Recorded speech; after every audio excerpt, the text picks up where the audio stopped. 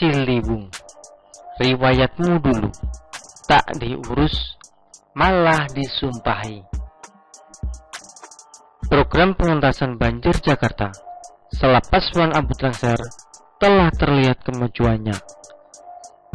Nyaris mendekati kondisi 5 tahun lalu ketika gubernurnya belum berganti ke junjungan komunitas Monas Limin. Ketika masih menjabat wakil gubernur DKI Jakarta, Ahmad Riza Patria menyebut di bawah kepemimpinan gubernur DKI Jakarta, Anies Baswedan, Jakarta mampu mengendalikan banjir dengan optimal. Hasilnya, dari tahun ke tahun, penanganan banjir di Jakarta semakin baik. Banjir di Jakarta pun lebih cepat surut, yakni hanya dalam waktu 1 kali 24 jam. Media Indonesia.com, tanggal 2 Maret 2021. Benarkah masalah banjir? Meski beberapa narasi pejabat menyetir sebagai kenangan telah ditangani dengan baik oleh Pemda DKI Jakarta di bawah kepemimpinan Gubernur Anies Baswedan. Apa yang sebenarnya telah dijanjikan Anies dalam penanganan banjir Jakarta dan apa yang telah direalisasikan sampai dilantiknya Heru Budi Hartono sebagai pejabat gubernur menggantikannya? Mari kita evaluasi kinerja program tersebut. Setidaknya ada 4 hal utama yang dijanjikan Anies Baswedan pada masa kampanye Pilkada DKI dulu.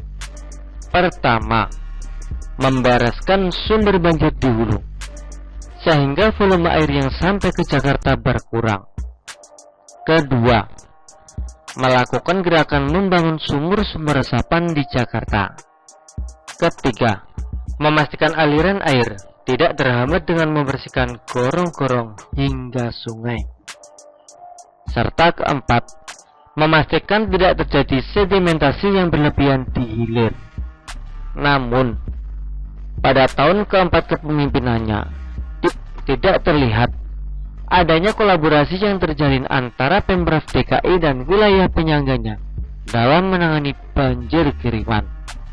Anies malah menuding daerah penyangga, yakni Depok dan Bogor di Jawa Barat, sebagai penyebab terjadinya banjir di Jakarta.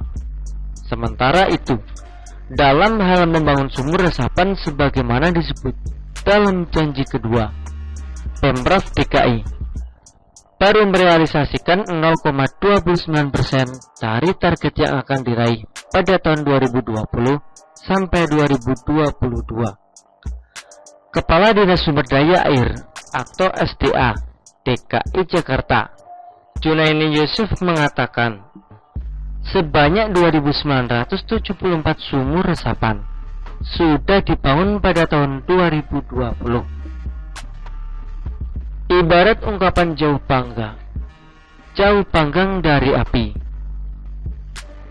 Mana mungkin memanggang akan menghasilkan hingga matang jika apinya terlalu jauh. Demikian juga dengan obsesi Anies mengentaskan banjir. Apakah kita pernah melihat air sungai berubah surut ketika disumpahi? Dan celakanya, cara inilah yang ditempuh Anies untuk meminta orang lain memperdulikan. Cara inilah yang ditempuh Anies untuk meminta orang lain mempedulikan Jakarta yang selalu didera banjir.